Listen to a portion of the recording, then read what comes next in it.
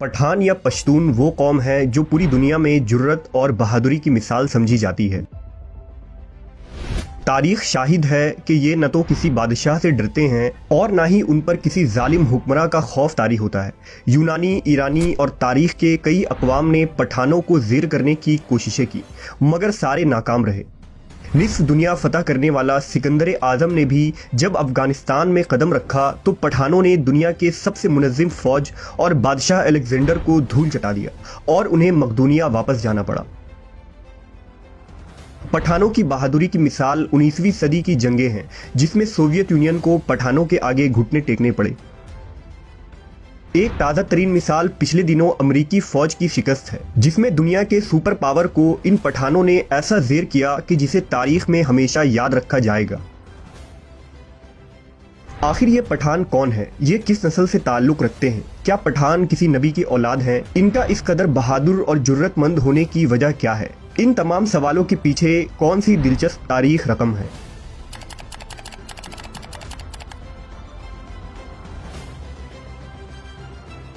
پٹھانوں کی تاریخ اور نسل کے متعلق تین مختلف نظریے ملتے ہیں۔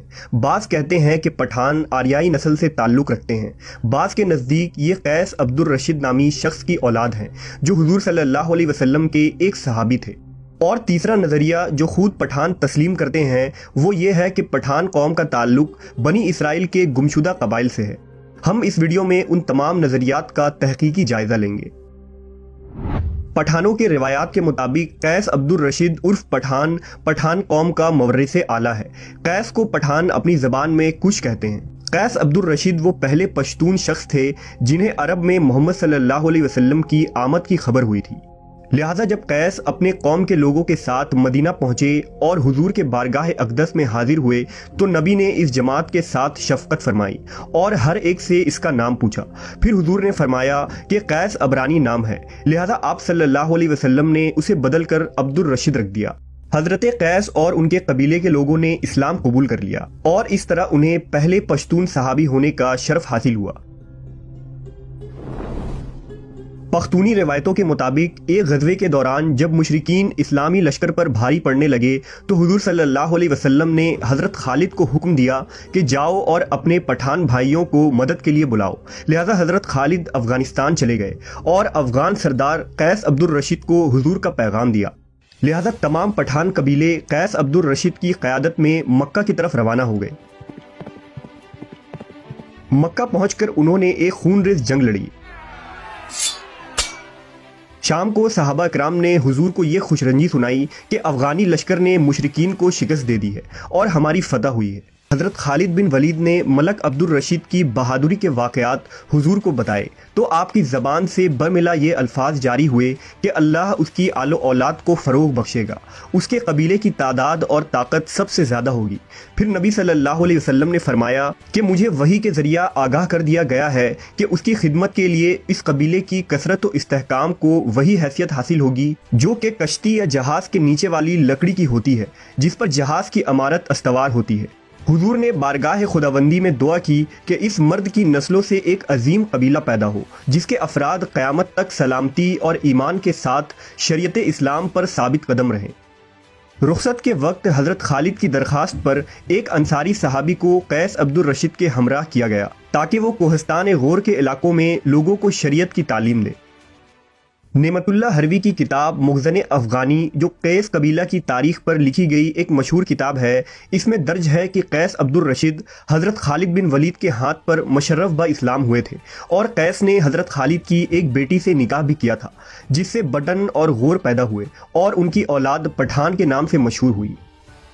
نعمت اللہ حروی نے لکھا کہ کتب حدیث سے اس خبر کی تصدیق نہیں ہوتی ہے، لیکن دوسری تاریخی روایتوں سے سندھ اور افغانستان سے وفد کا مدینہ آنا اور اسلام قبول کرنا ثابت ہے۔ پٹھان قوم کے متعلق دوسرا نظریہ یہ ہے کہ پٹھان یہودی النسل ہے۔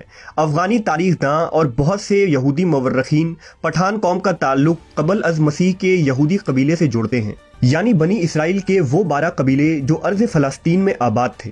दरअसल हजरत याकूब अलैहिस्सलाम का लक़ब इसराइल था, इसलिए उनके औलादों को बनी इसराइल कहा जाता है। हजरत याकूब के 12 बेटों से बनी इसराइल के 12 कबीलों की बुनियाद पड़ी, जिनमें आले यहूद, आले लावी और आले रोबन वगैरह मुअज़्ज़ज़ कबीले थे। खुदा ने आले यहूद में हजरत दाऊद और सुलेमान अलैहिस्सलाम को मबूस फरमाया, जिन्हें किताब और बादशाहत दोनों अता की गई। हजरत सुलेमान के ज़माने तक ये 12 कबीले यानी बनी इसराइल इज्तमाई तौर पर एक मजबूत और ताकतवर कौम थी, जिनका दारुल खिलाफा यरूशलेम शहर था। लेकिन हजरत सुलेमान की वफ़ात के बाद जब आपका बेटा रहबाम तख्त नशी हुआ तो बनी इसराइल के 10 कबीलों ने उसे बादशाह तस्लीम करने से इनकार कर दिया। इस तरह बनी इसराइल 2 रियासतों में बढ़ गई।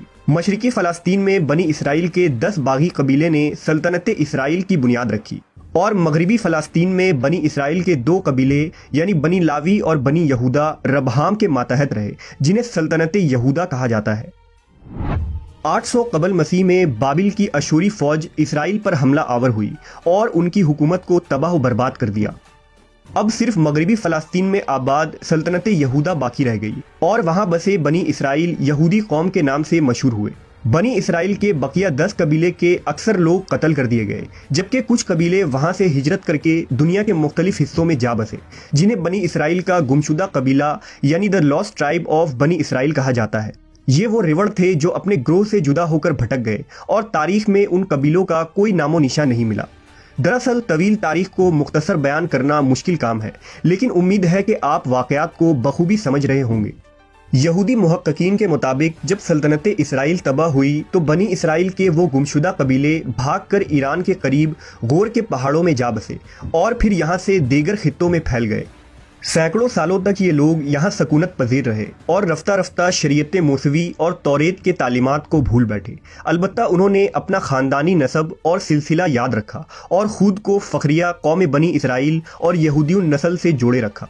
खुद पठानों का ये दावा है कि उनके आबाओ अजदाद का ताल्लुक कदीम ज़माने के यहूदियों से है, जबकि अफ़गानिस्तान के आखिरी बादशाह ज़ाहिर शाह मरहूम खुद ये इकरार करते थे कि उनका ताल्लुक बनी इसराइल के बिन्यामीन कबीले से है और वो उन्हीं बनी इसराइल के गुमशुदा कबीलों में एक हैं, जो बुख्त नसर के हमले की वजह से अपने रेवड़ों से बिछड़ गए थे।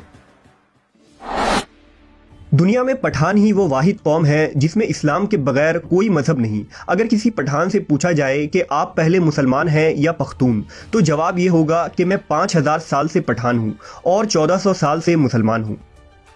मशहूर मवर्रिख एहसानुल्लाह अब्बासी ने अपनी तारीख़ इस्लाम में लिखा है कि मदीना के यहूदी उन अफ़गानों से बराबर ख़त व किताबत में रहते थे, और जब वो लोग मदीना में मुसलमान हुए तो अपना एक शख्स यहाँ भी दावत इस्लाम के लिए भेजा था।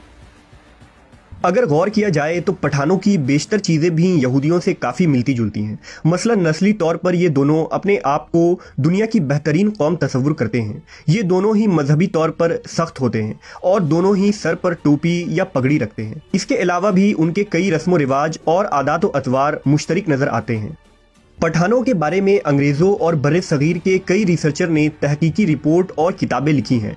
बर्रे सगीर के एक रिसर्चर ने जब एक पश्तून पठान के डीएनए नमूनों का खुसूसन उसके क्रोमोसोम का तज्जिया किया तो ये मगरिब में आबाद यहूदियों से 95% मैच कर रही थी, जो इस नज़रिए को मज़ीद हतमी और मजबूत बना देती है। नबी सल्लल्लाहु अलैहि वसल्लम की दुआ ही ये वजह थी कि पठानों का अल्लाह की राह में लड़ने का जज्बा आज तक बाकी है और ये कौम अल्लाह की रज़ा और शरीयत के लिए मर मिटने को तैयार रहती है। क़र्ब क़यामत में भी लड़ी जाने वाली जंगों में पठानों का अहम किरदार होगा। हुजूर की पेशन गोइयों के मुताबिक क़यामत के करीब यही वो लश्कर होगा जो इमाम महदी की मदद के लिए निकलेगा।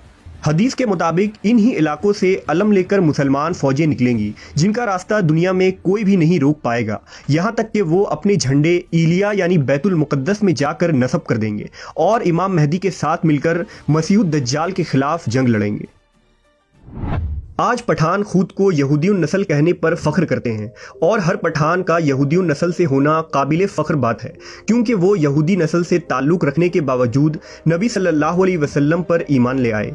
ये उनकी गैरत की बुलंदी और ईमान की अज़मत की निशान है कि उन्होंने सच्चे नबी की तस्दीक की। جن کا ذکر توریت و انجیل میں موجود ہے، جبکہ عرب میں آباد یہودیوں نے آخری نبی کا انکار کیا اور آپ پر ایمان نہ لائے، صرف اس بنیاد پر کیونکہ حضور کا تعلق بنی اسرائیل سے نہیں بلکہ بنی اسماعیل سے تھا، اور اس طرح وہ یہودی نسلی تعصب اور حسد و کینہ کی وجہ سے گمراہ اور خوار ہوئے۔ بلا شبہ نسل، رنگ اور زبان انسان کے لیے تب ہی قابل فخر ہے جب وہ صراط المستقیم پر گامزن ہو اور سچے معبود اور سچے نبی پر ایمان لائے۔